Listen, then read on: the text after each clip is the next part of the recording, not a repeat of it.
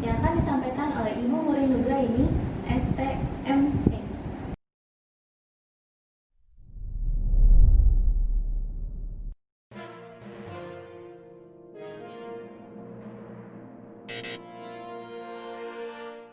Assalamualaikum warahmatullahi wabarakatuh. Saya ucapkan selamat datang kepada mahasiswa-mahasiswi baru program studi Sistem dan Teknologi Informasi.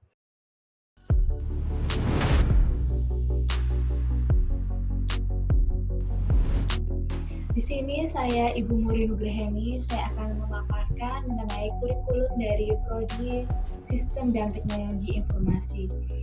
Perlu Anda tahu bahwa Prodi STI ini merupakan prodi yang baru saja lahir di lingkungan FTUNJ. Baru berdiri tahun ini dan kalian adalah mahasiswa pertama atau perdana yang dimiliki oleh STI. Untuk profil lulusan yang diharapkan dari Prodi STI ini yaitu bahwa program studi Sistem dan Teknologi Informasi ini menghasilkan pemungkin solusi atau enabler dengan keterampilan yang mumpuni seperti application and device developer, kemudian ada network specialist, data scientist, dan IT consultant. Dengan dukungan kualitas pribadi yang siap menjadi pemimpin berbasis nilai religius, entrepreneur, dan pembelajar sepanjang hayat.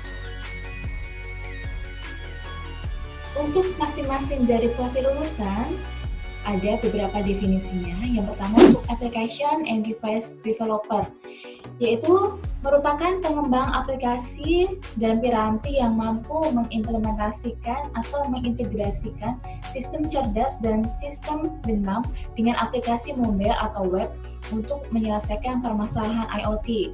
Kemudian untuk network specialist, yaitu spesialis jaringan yang mampu menerapkan dan mengintegrasikan jaringan komputer, sumber daya komunikasi, dan mobile computing untuk mendukung implementasi sistem cerdas, komputasi awan, kemudian aplikasi mobile atau web pada IoT, di mana IoT sendiri itu adalah Internet of Things. Kemudian untuk profil yang ketiga yaitu data scientist, yaitu bahwa ilmuwan data yang mampu mengintegrasikan database management system dan artificial intelligence untuk menyelesaikan permasalahan data dalam bidang manajemen informasi yang mendukung sistem cerdas pada IoT. Kemudian untuk profil yang ketiga ada IT consultant, yaitu merupakan konsultan TI yang mampu menganalisis dan mengintegrasikan sumber daya teknologi informasi untuk memberikan solusi dari permasalahan bisnis dengan cara integrasi IoT dan aplikasi commerce. Itu untuk profil dari program studi, jadi diharapkan dapat mencetak 4 profil ini. Nanti disesuaikan dengan minat yang Anda miliki. Kemudian keunikan atau keunggulan atau penciri dari program studi STI ini dengan program studi yang sama di luar UNJ, yaitu yang pertama, bahwa penguasaan pengetahuan dan keterampilan berkaitan dengan Internet of Things atau IoT. Kemudian yang kedua, mengembangkan perangkat cerdas berbasis Internet of Things pada jaringan komputer, microcontroller, kemudian Electronic Embedded System dengan dasar komputasi dan rekayasa piranti lunak. Sedangkan untuk program learning outcome-nya yang ada pada STI atau capaian pembelajaran lulusan, begitu juga di bahasa Indonesia kan, yaitu terdiri dari 4 aspek, ada aspek sikap, aspek pengetahuan, aspek keterampilan, dan aspek keterampilan khusus. Untuk yang pertama, untuk aspek sikap, ini berdasarkan sumbernya dari lampiran Permenristek Dikti nomor 44 tahun 2015 tentang Standar Nasional Pendidikan Tinggi. Ini merupakan aspek titipan dari pemerintah. Jadi ini mutlak ya. Ini terdiri dari capaian pembelajaran yang pertama, yaitu bertakwa kepada Tuhan Yang Maha Esa dan mampu menunjukkan sikap religi. Kemudian yang kedua, menjunjung tinggi nilai hukum, kemanusiaan, dan kedisiplinan sebagai pribadi yang baik dalam menjalankan tugasnya berdasarkan agama, moral, dan etika. Kemudian untuk capaian pembelajaran yang ketiga yaitu berkontribusi dalam peningkatan mutu kehidupan bermasyarakat, berbangsa, bernegara, dan kemajuan peradaban berdasarkan Pancasila. Untuk capaian pembelajaran yang keempat, berperan sebagai warga negara yang bangga dan cinta tanah air, memiliki nasionalisme serta rasa tanggung jawab pada negara dan bangsa. Kemudian untuk capaian pembelajaran yang kelima, menghargai keanekaragaman budaya, pandangan, agama, dan kepercayaan, serta pendapat atau temuan orisinal orang lain. CP yang keenam yaitu bekerja sama dan memiliki kepekaan sosial serta kepedulian terhadap masyarakat dan lingkungan. Capaian pembelajaran yang ketujuh yaitu taat hukum dan disiplin dalam kehidupan bermasyarakat dan bernegara. Untuk capaian pembelajaran yang kedelapan yaitu menginternalisasi nilai, norma, dan etika akademik. Capaian pembelajaran yang ke-9 menunjukkan sikap bertanggung jawab atas pekerjaan di bidang keahliannya secara mandiri. Dan untuk capaian pembelajaran yang terakhir pada aspek umum yaitu menginternalisasi semangat kemandirian, kejuangan, dan kewirausahaan. Ini untuk aspek umum. Sedangkan untuk aspek pengetahuan, sumbernya ada pada Information Technology Curricula 2017 atau IT 2017, kurikulum buat les for baccalaureate degree program in Information Technology, Association for Computation, IEEE Computer Society. Kemudian yang kedua dari kurikulum buat les for undergraduate degree program in Information System by Association for Computing Machinery atau ACM, and Association for Information System atau AIS. Join IS 2010 Curriculum Task Force. Kemudian untuk yang sumber yang terakhir yaitu dari Kerangka Kualifikasi Nasional Indonesia atau KKNI, Rumpun Ilmu Informatika dan Komputer, Asosiasi Perguruan Tinggi Informatika dan Komputer, Aptikom 11 Oktober 2015. Di sini ada beberapa capaian pembelajaran. Yang pertama yaitu menguasai konsep teoritis bidang pengetahuan sistem dan teknologi informasi, khususnya di bidang jaringan, teknologi web, kecerdasan buatan, rekayasa perangkat lunak, dan Internet of Things.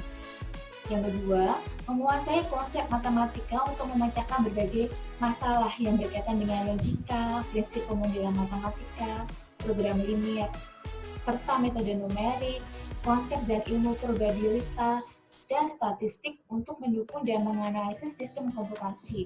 Konsep dan teori konsep struktur diskrit yang meliputi materi dasar matematika yang digunakan untuk memodelkan dan menganalisis sistem komputasi. Yang ketiga, mempunyai pengetahuan dalam mengembangkan algoritma atau metode yang diimplementasikan dalam perangkat lunak berbasis komputer. Yang keempat, menguasai konsep teoritis yang mengkaji, menerapkan, dan mengembangkan serta mampu memformulasikan dan mampu mengambil keputusan yang tepat dalam penyelesaian masalah. Yang kelima, menguasai konsep dasar, cara kerja komputer beserta komponen pembentuknya, komunikasi data, pengelolaan data, dan penyajiannya, termasuk komunikasi antar komputer berbasis jaringan. Yang keenam, mempunyai pengetahuan dalam memanfaatkan konektivitas internet dan perangkat mobil dalam hal pertukaran data, kendali jarak jauh, dan pengembangan perangkat sistem cerdas.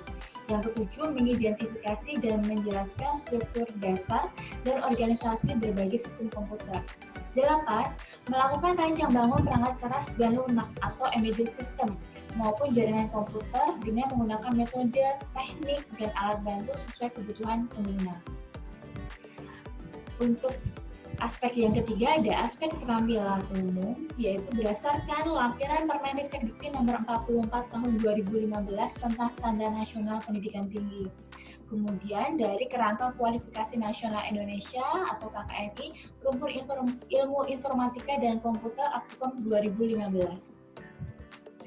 Untuk capaian pembelajaran yang pertama yaitu mampu menerapkan pemikiran logis, kritis, sistematis, dan inovatif dalam konteks pengembangan atau implementasi ilmu pengetahuan dan teknologi yang memperhatikan dan menerapkan nilai humaniora yang sesuai dengan bidang keahliannya. Kemudian mampu menunjukkan kinerja mandiri, bermutu, dan terukur. Yang ketiga, mampu mengkaji implikasi pengembangan atau implementasi ilmu pengetahuan teknologi yang memperhatikan dan menerapkan nilai humaniora sesuai dengan keahliannya berdasarkan kaidah, tata cara, dan etika ilmiah dalam rangka menghasilkan solusi, gagasan, desain, atau kritik seni, menyusun deskripsi saintifik hasil kajiannya dalam bentuk skripsi atau laporan tugas akhir dan mengunggahnya dalam laman perguruan tinggi. Yang keempat, menyusun deskripsi saintifik hasil kajian tersebut di atas dalam bentuk skripsi atau laporan tugas akhir dan mengunggahnya dalam laman perguruan tinggi. Yang kelima, mengambil keputusan secara tepat dalam konteks penyelesaian masalah di bidang keahliannya berdasarkan hasil analisis, informasi dan data. Yang keenam, mampu memelihara dan mengembangkan jaringan kerja dengan pembimbing, kolega, sejawat, baik di dalam maupun di luar lembaga. Untuk capaian pembelajaran yang ketujuh yaitu mampu bertanggung jawab atas pencapaian hasil kerja kelompok dan melakukan supervisi dan evaluasi terhadap penyelesaian pekerjaan yang ditugaskan kepada pekerja yang berada di bawah tanggung jawabnya. Yang kedelapan, mampu melakukan proses evaluasi diri terhadap kelompok kerja yang berada di bawah tanggung jawabnya dan mampu mengelola pembelajaran secara mandiri. Yang kesembilan, mampu mendokumentasikan, menyimpan, mengamankan, dan menemukan kembali data untuk menjamin kesahihan dan mencegah plagiasi. Yang kesepuluh, cakap menggunakan teknik dan perangkat komputasi atau technically and tool for computing practice. Yang kesebelas, menguasai bidang komputasi atau mastering in computing area. Sedangkan untuk aspek yang terakhir yaitu aspek keterampilan khusus bersumber dari Information Technology Curricula 2017 Curriculum Guidelines for Baccalaureate Degree Program in Information Technology Association for Computing Machinery IEEE Computer Society. Yang kedua dari Curriculum Guidelines for Undergraduate Degree Program in Information System by Association for Computing Machinery and Association for Information System Joint IS 2010 Curriculum Task Force. Yang ketiga, Kerangka Kualifikasi Nasional Indonesia, Rumpun Ilmu Informatika dan Komputer, Asosiasi Perguruan Tinggi Informatika dan Komputer. Yang pertama yaitu mendesain solusi dalam teknologi informasi, memodifikasi, meningkatkan, atau mengadaptasi sistem yang ada dan mengintegrasi fitur untuk tujuan efisiensi dan produktivitas bisnis. Yang kedua, melakukan pengembangan produk dan mengimplementasikan, mengatur, dan menguji solusi di dalam perangkat lunak komputer. Yang ketiga, mendesain dan melakukan usaha pengamanan teknologi untuk melindungi berbagai macam fasilitas teknologi informasi, mulai dari jaringan komputer, data yang tersimpan dalam sistem informasi, hingga program perangkat lunak. Yang keempat, mengaplikasikan pasar potensial bagi para developer untuk menciptakan aplikasi yang berguna dan bermanfaat, serta bisa memecahkan solusi dari permasalahan yang ada. Yang kelima, melakukan integrasi ide baru, yaitu bisa improvisasi atau inovasi yang orisinal melalui pemikiran, konsep, dan kajian ilmiah yang beretika, logis, kritis, sistematis, kreatif, dan inovatif untuk pengembangan ilmu informatika dan komputer serta mempublikasikannya secara nasional terakreditasi atau internasional bereputasi. Yang keenam, merancang dan mengembangkan algoritma untuk berbagai keperluan seperti network security, data compression multimedia technologies, mobile computing intelligence system, information management, algorithm and complexity, human computer interaction, graphic and visual computing. Yang ketujuh, memformulasikan terobosan di bidang teknologi informasi, termasuk isu dan tren terkini, dan memelihara hubungan kolegial dan kesejawatan di dalam lingkungan sendiri atau melalui jaringan kerjasama dengan komunitas peneliti pada skala nasional dan internasional. Yang kedelapan, menerapkan dan menginternalisasi semangat kemandirian, kejuangan, kewirausahaan di bidang teknologi informasi.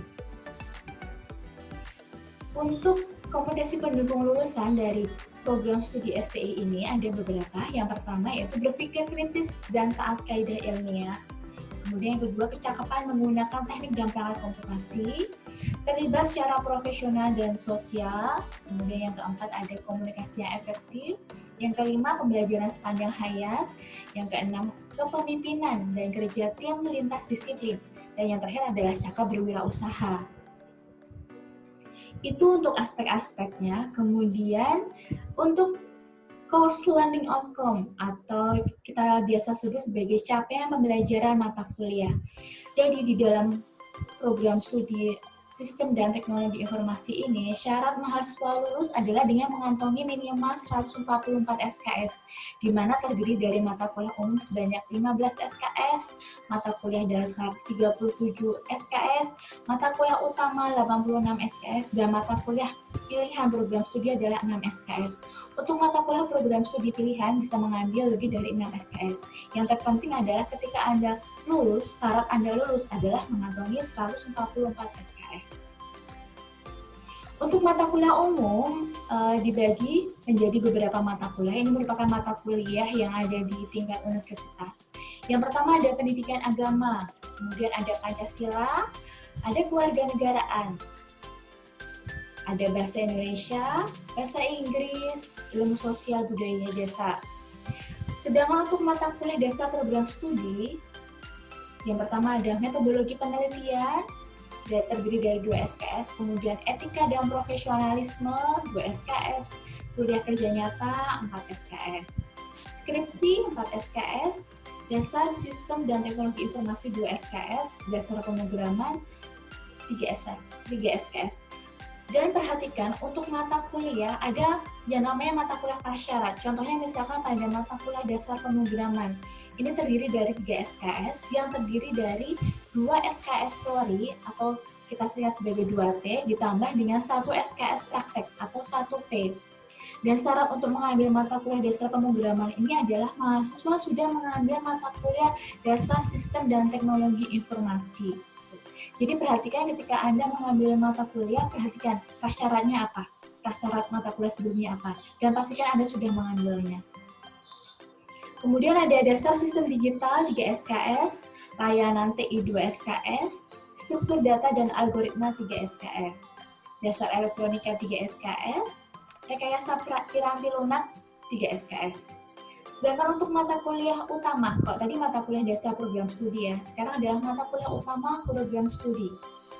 Ada antarmuka dan visualisasi 3 SKS, interaksi manusia dan komputer 2 SKS, perancangan aplikasi sistem benang 2 SKS, perancangan jejaring sistem terbenam 3 SKS, perancangan sensor dan periferal 3 SKS, pemrograman web 3 SKS, perancangan rangkaian 3 SKS, perancangan digital 3 SKS, pemrograman aplikasi mobile 3 SKS, rekayasa web dan aplikasi mobile 3 SKS, infrastruktur jaringan komputer 3 SKS. Kemudian ada aplikasi komputer dan komunikasi data 3 SKS, sistem operasi enterprise 3 SKS, komputasi perangkat mobile 3 SKS. Kemudian ada pemrograman jaringan 3 SKS. Perhatikan ya, jika 1T plus 2P artinya adalah bahwa mata kuliah yang terdiri dari 3 SKS ini terdiri dari 1 SKS teori ditambah dengan 2 SKS praktek. Berarti di sini prakteknya lebih banyak daripada teorinya. Gitu. Berbeda dengan misalkan mata kuliah keamanan cyber yang terdiri dari 3 SKS. Di sini terdiri dari 2 SKS teori dan 1 SKS praktek. Berarti di sini teorinya lebih mendominasi. Dan perhatikan untuk prasyaratnya, untuk keamanan cyber prasyaratnya adalah forensik TI. Kemudian untuk komputasi awam terdiri dari 3 SKS. Forensik TI 3 SKS, pemrograman basis data 3 SKS, data mining 3 SKS. Pembelajaran mesin ada 3 SKS yaitu 2 teori dan 1 praktek. Dan ini prasyarat untuk mengikuti pembelajaran mesin adalah mahasiswa sudah mengambil mata kuliah basis data dan statistik. Jadi ada mata kuliah yang prasyaratnya lebih dari 1. Kemudian ada mata kuliah pengolahan citra 3 SKS, basis data 3 SKS, computer vision 3 SKS, temu kembali informasi 3 SKS, manajemen proyek STI 3 SKS. Implementasi sistem 3 SKS, perancangan arsitektur enterprise 3 SKS, komputasi hijau 2 SKS, tata kelola TI 2 SKS. Sedangkan untuk mata kuliah penciri program studi yang merupakan ciri dari STI di program studi STI di Universitas Negeri Jakarta, yaitu ada mata kuliah implementasi sistem cerdas. implementasi sistem terbenam. Untuk mata kuliah penciri ini akan lebih banyak prakteknya untuk SKS-nya daripada teorinya, jadi praktek akan lebih mendominasi. Kemudian ada implementasi aplikasi mobile, terdiri dari 3 SKS, 1 teori, dan 2 praktek. Jaringan komputer enterprise 3 SKS, jaringan komputer dan layanan komunikasi 3 SKS, data dan analisis 3 SKS, proyek data dan analisis 3 SKS, sistem dan teknologi enterprise 3 SKS. Nah, ini jadi untuk struktur mata kuliah program studi, jangan lupa minimal Anda mengambil 144 SKS. Untuk sebaran mata kuliahnya ini ada seperti tadi ya, ada mata kuliah umum, kemudian mata kuliah dari prodi gitu. Ini sebarannya di semester berapa akan diambil. Untuk lengkapnya sebenarnya nanti sudah ada di buku panduan akademik yang akan disampaikan oleh mahasiswa. Jadi misalkan yang saya jelaskan, misalkan untuk ini, misalkan untuk mata kuliah dasar ya, misalkan untuk mata kuliah metodologi penelitian atau research methods. Ini maksudnya TM di sini adalah TM itu adalah tatap muka. Jadi mata kuliah ini dilakukan secara tatap muka. Dan kemudian di sini ada in-out. In di sini maksudnya adalah bahwa mata kuliah ini harus dilaksanakan di dalam program studi. Sedangkan untuk out di sini adalah bahwa mata kuliah tersebut bisa atau dapat dilakukan di luar program studi. Jadi mau di luar program studi boleh atau tetap di dalam program studi boleh. Kemudian untuk SKS-nya ada dua SKS, 1 SKS teori dan 1 SKS praktik. Kemudian dilakukan di semester 4 gitu. Jadi untuk mata kuliah metode penelitian berupa tatap muka yang dilakukan di dalam program studi dengan 2 SKS yang terdiri dari 1 SKS teori dan 1 SKS praktek dan dilaksanakan di semester 4. Kemudian misalkan untuk mata kuliah skripsi, ini dilakukan online bisa, kemudian jadi bisa dilakukan di luar program studi dengan SKS-nya 4 dan itu adalah praktik. Ini untuk mata kuliah utamanya. Dan ini untuk mata kuliah pilihannya. Untuk mata kuliah pilihan, di sini Anda diwajibkan hanya mengambil 6 SKS untuk mata kuliah pilihan. Jadi TM itu adalah tatap muka, OL online, kemudian ini itu harus dilaksanakan di dalam program studi, dan out itu dapat dilaksanakan di luar program studi. Nah, untuk ini saya akan menjelaskan sedikit mengenai Kampus Merdeka Belajar yang merupakan program dari pemerintah gitu. Jadi di sini perguruan tinggi wajib memberikan hak bagi mahasiswa untuk secara sukarela. Jadi Anda bisa mengambil atau tidak mengambil. Jadi dilakukan 3 semester di luar program studi, tapi ini haknya mahasiswa ya, sukarela ya. Jadi yang pertama, dapat mengambil SKS di luar perguruan tinggi sebanyak 2 SKS. Jadi di luar perguruan tinggi sebanyak 2 SKS, sebanyak 2 semester maksud saya, setara dengan 40 SKS. Jadi ini maksudnya mengambil SKS di luar perguruan tinggi, Anda bisa magang, kemudian bisa melakukan riset, ataupun yang lainnya. Nah, ditambah lagi yang 1 semester adalah mengambil SKS di prodi yang berbeda di perguruan tinggi yang sama, sebanyak 1 semester atau setara dengan 20 SKS. Jadi misalkan sekarang Anda berada di prodi STI, nah untuk 1 semester Anda bisa kuliah atau mengambil SKS di prodi lain, tetapi masih di dalam UNJ. Jadi misalkan Anda bisa mengambil 20 SKS di prodi PTIK, di prodi ilmu komputer, atau mungkin di prodi lain, misalkan seperti di ekonomi atau di geografi dan lain sebagainya. Dan ini masih digodok oleh jajaran pimpinan. Kemudian arti SKS di sini itu bukan jam kegiatan ya. Jadi kalau kita misalkan kuliah itu kan misalkan 2 SKS, berarti 1 SKS itu adalah 50 menit untuk tatap muka. Kalau 2 SKS berarti ada 100 menit tatap muka. Nah, di sini bukan diartikan sebagai jam kegiatan. diartikan sebagai jam kegiatan, bukan jam belajar maksudnya, maaf ya.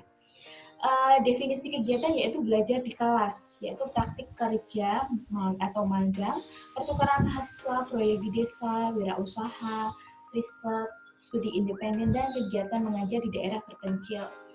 Kemudian daftar kegiatan yang diambil oleh mahasiswa dalam 3 semester itu dapat dipilih dari program yang ditentukan oleh pemerintah atau yang program yang disetujui oleh rektor. Seperti itu. Oke, mungkin untuk kurikulum ini yang saya sampaikan. Jika misalkan ada yang kurang jelas ataupun Anda butuh pengetahuan yang lebih, nanti kita akan bertemu mungkin di lain waktu untuk membahas mengenai prodi STI itu sendiri. Oke, sekian dari saya. Assalamualaikum warahmatullahi wabarakatuh. Terima kasih dan salam sehat selalu untuk kita semua. Assalamualaikum warahmatullahi wabarakatuh.